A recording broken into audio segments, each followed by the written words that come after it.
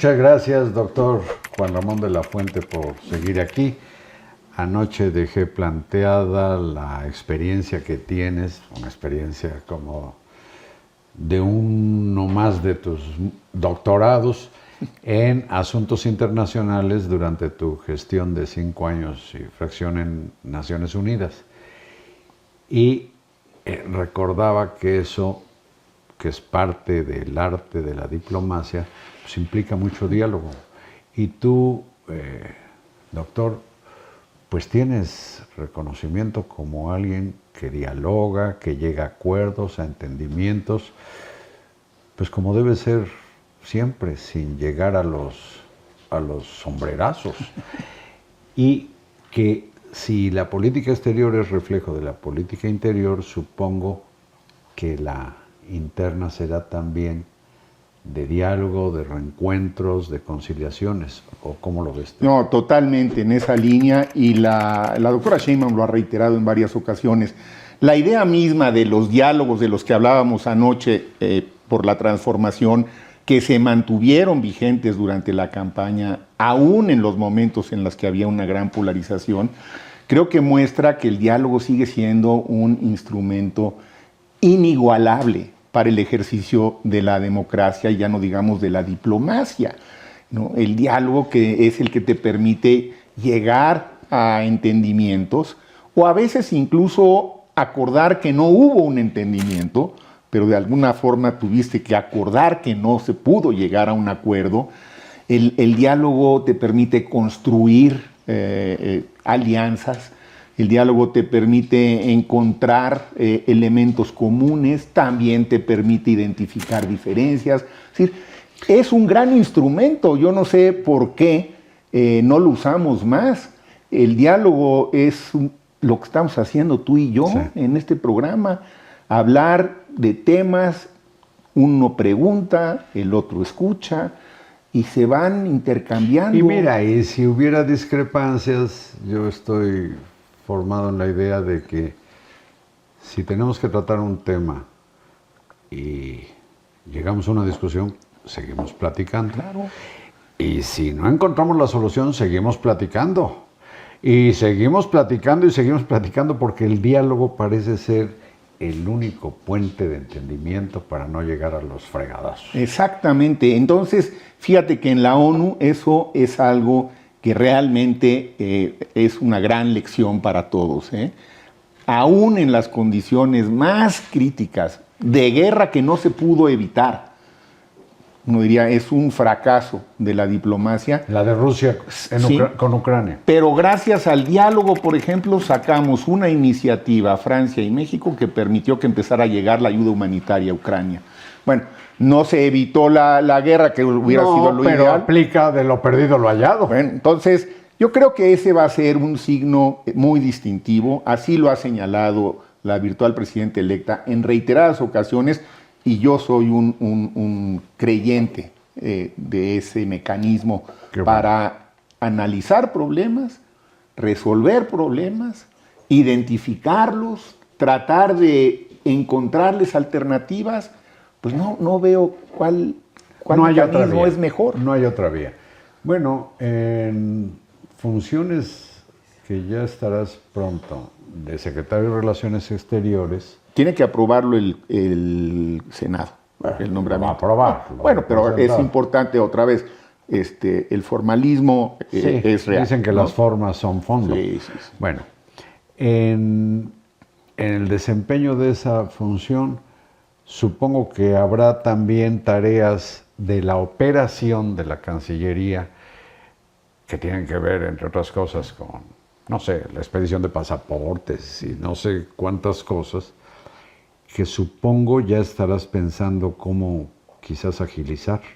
Fíjate que sí, porque una de las características que va a tener también el gobierno de la presidenta Sheinbaum va a ser la digitalización de una gran cantidad de trámites. Y esto es una buena noticia para todos. Lo hicieron en la Ciudad de México con mucho éxito, y va a ser una política que se va a aplicar de manera transversal, por lo que he podido darme cuenta. Y ciertamente a la Cancillería le va a venir muy bien también el avanzar mucho hacia una digitalización de todo lo que pueda agilizarse, porque además Dame un ejemplo. Yo quiero con mi pasaporte viajar a no sé dónde y regresar.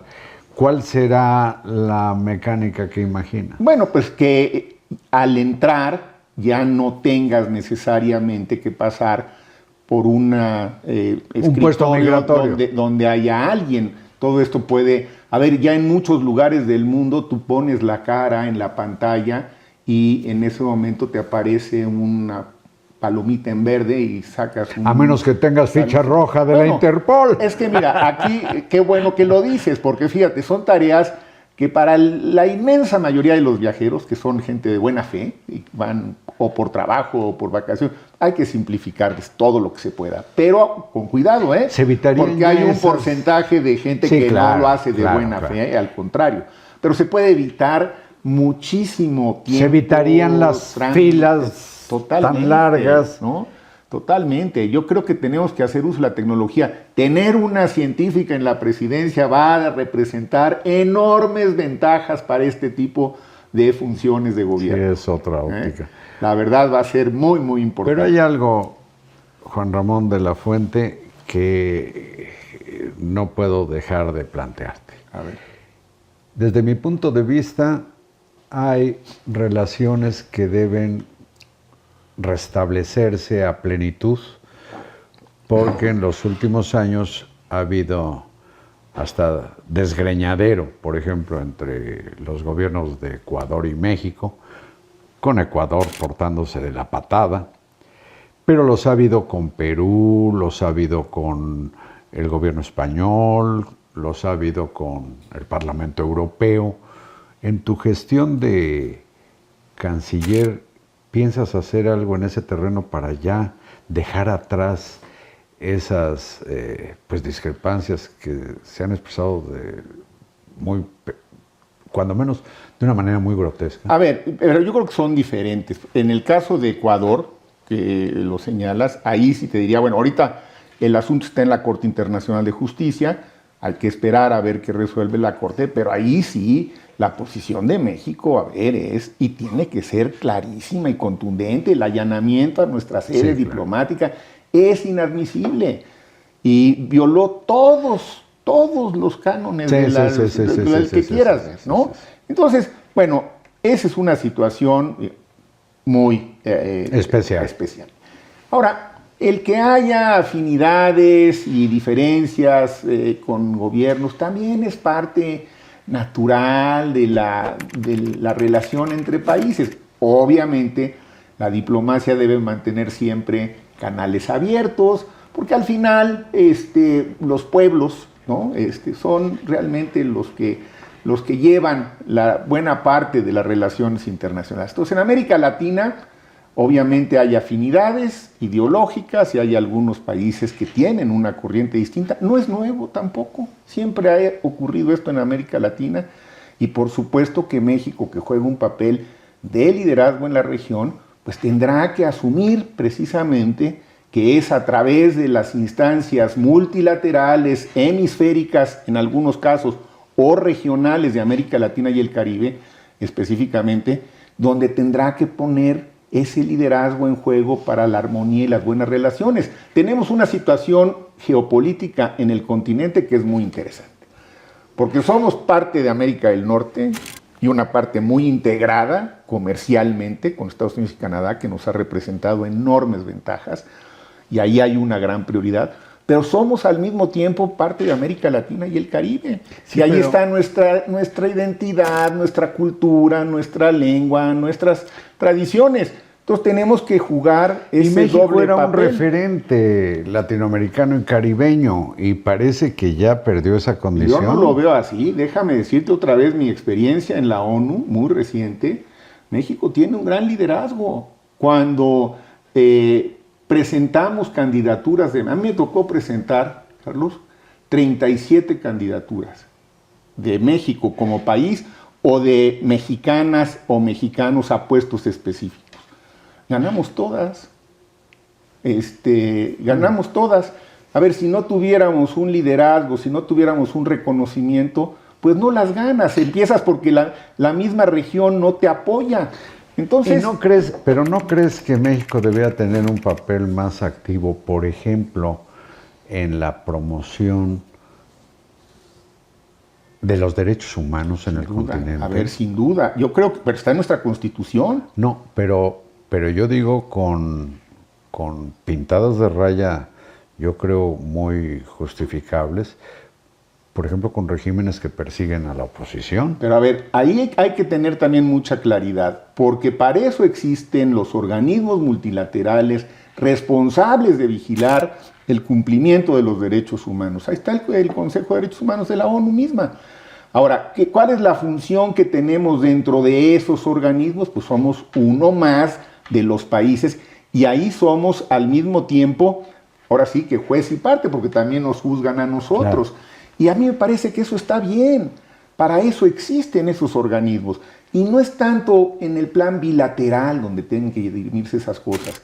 Yo creo que no México, es cosa de que México, digamos, condene al gobierno de Nicaragua. Ahí está el Consejo de Derechos Humanos de la ONU que periódicamente analiza los casos de todos los países, incluido el nuestro. ¿Y en la OEA también? En la OEA también hay mecanismos interamericanos, sí. Ahí está la Corte Interamericana de Derechos Humanos. Entonces yo creo que no tenemos que confundir. No tiene que salir México como si fuera el único que tuviera algún punto de vista frente a otro gobierno. Las relaciones bilaterales, las organizaciones multilaterales son una cosa y las relaciones en los foros multilaterales son otra. Para eso existen esos foros. A mí me parece que es ahí donde tienen que dirimirse y cuando nos toca que nos evalúen, bueno, pues también, bueno, pues hay que ver, ¿no? Porque para eso existen esos mecanismos. Yo creo que está bien. Alguien tiene que vigilarlo. Alguien tiene que vigilarlo y como ven, pues el doctor de la Fuente, sobre todo, pues me confirma que no hay otra vía más que el diálogo para dirimir cualquier problema. Así es. Te agradezco mucho, próximo, inminente, nuevo canciller. Me da mucho gusto siempre venir, platicar contigo y estar en contacto con toda tu audiencia. La verdad, gracias por la hospitalidad y por supuesto estaremos abiertos a seguir dialogando. Nos ha saltado la razón. Muchas gracias, doctor. Gracias a ustedes y buenas noches.